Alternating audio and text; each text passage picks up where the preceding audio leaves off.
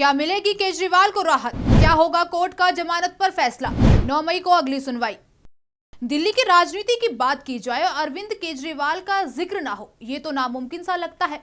दिसंबर 2013 से ही केजरीवाल ने दिल्ली की राजनीति को संभाल रखा है और अपना सिक्का जमा रखा है, लेकिन पिछले 49 दिनों से दिल्ली के सीएम अरविंद केजरीवाल की मुश्किलें हैं कि कम होने का नाम नहीं ले रही हैं। नमस्कार, आप देख रहे हैं टीएनपी एक्सप्लोर और मैं हूं आपके साथ काजल चौधरी।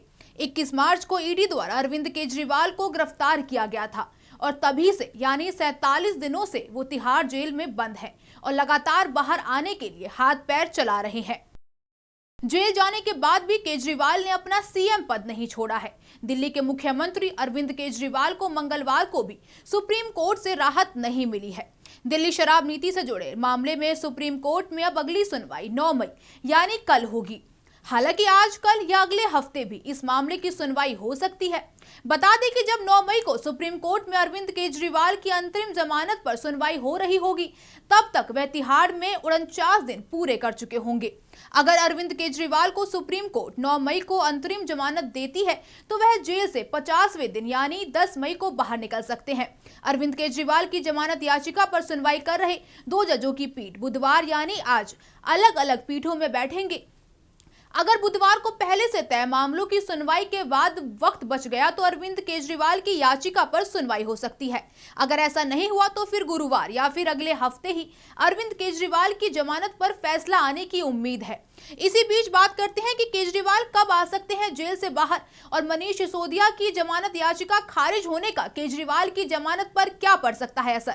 अरविंद केजरीवाल कब आ सकते हैं जेल से बाहर? इस मामले की अगली सुनवाई 9 मई यानी कल होगी। हालांकि 9 मई को भी अंतरिम जमानत पर फैसला आएगा कि नहीं, इस पर सस्पेंस बना हुआ है। इन सब के बीच अरविंद केजरीवाल के लिए बुधवार का दिन खुशखबरी भी दे सकता था। जी हां, क्योंकि दिल्ली के पूर्व डिप्टी सीएम मनीष सिसोदिया की जमानत याचिका पर हाईकोर्ट में आज सुनवाई हुई और अगर मनीष सिसोदिया को आज कोर्ट से राहत मिल जाती तो केजरीवाल को भी कल जमानत मिलने की उम्मीदें बढ़ सकती थी, लेकिन ऐसा नहीं हुआ क्योंकि मनीष सिसोदिया को कोर्ट से राहत नहीं मिली है, जिसके चलते अब अरविंद केजरीवाल की मुश्किलें भी बढ़ सकती हैं।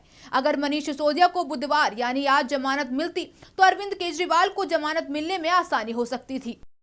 कोर्ट ने चुनावों के मद्देनजर कहा है कि वो केजरीवाल की सुनवाई सुनेंगे क्योंकि केजरीवाल आदतन अपराधी नहीं है। साथ ही कोर्ट ने कमेंट करते हुए कहा कि सुप्रीम कोर्ट ने कहा था कि अगर जेल में बंद दिल्ली के मुख्यमंत्री अरविंद केजरीवाल को अंतरिम जमानत पर रिहा किया जाता है तो उन्हें आधिकारिक कामकाज करने की अनुमति नहीं दी जा सकती है। साथ ही पूर्व केंद्रीय रक्षा मंत्री जॉर्ज फर्नांडिस का उदाहरण भी दिया। पीठ ने कहा कि हमने अंतरिम जमानत पर दोनों पक्षों को सुना है।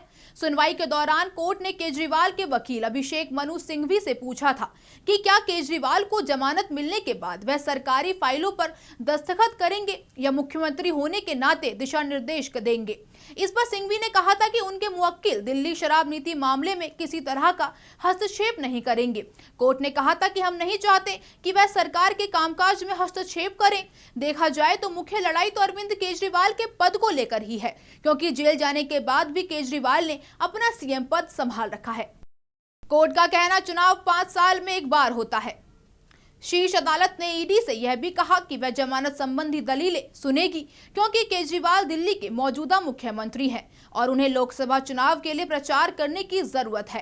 पीठ ने कहा यह एक असाधारण स्थिति है, ऐसा नहीं है कि वह आदतन अपराधी है। चुनाव 5 साल में एक बार होता है। यह फसल की कटाई जैसा नहीं है जो हर 4 से 6 महीने में होगी। हमें प्राथमिकता में इस पर विचार करने की जरूरत है कि क्या अंतरिम जमानत पर उन्हें रिहा किया जाना चाहिए या नहीं। आगे कोर्ट ने कहा कि पूर्व केंद्रीय रक्षा मंत्री जॉर्ज फर्नांडिस ने जेल से चुनाव लड़ा था और इतने बड़े अंतर से जीत हासिल की कि यह भारतीय चुनावों में सबसे बड़ा अंतर था। गौरतलब है कि सुप्रीम कोर्ट में जस्टिस संजीव खन्ना और जस्टिस दीपांकर दत्ता की बेंच अरविंद केजरीवाल की अंतरिम जमानत याचिका पर सुनवाई कर रहे हैं। मंगलवार को भी इस मामले में सुनवाई के दौरान दोनों जजों ने ईडी से कई सवाल किए। जजों ने ईडी की ओर से पेश हुए अतिरिक्त सॉलिसिटर जनरल एसबी राजू से पूर्व डिप्टी सीएम मनीष सिसोदिया की गिरफ्तारी से पहले और बाद की केस फाइलों को पेश करने को कहा था। उधर ईडी ने जमानत का पुरजोर विरोध किया। ईडी का कहना है कि केजरीवाल को जमानत दी गई तो इससे गलत परिपाटी कायम होगी हर कोई जमानत मांगने लगेगा। ईडी ने कहा कि आबकारी मामले की शुरुआती जांच में अरविंद केजरीवाल नहीं थे, लेकिन गवाहों के बयान और सबूतों के कारण उनका नाम निकलकर सामने आया। ऐसे में यह कहना गलत है कि हमने केजरीवाल को निशाना बनाने के लिए गवाहों से विशेष रूप से उनके बारे में सवाल किए। ईडी ने सुप्रीम कोर्ट में कहा कि हमारे पास सबूत है कि खुद अरविंद केजरीवाल ने 100 करोड़ रुपए की मांग की थी। ईडी ने कोर्ट में मुद्दा उठाते हुए कहा, क्या एक राजनेता को आम आदमी की तुलना में स्पेशल ट्रीटमेंट मिल सकता है?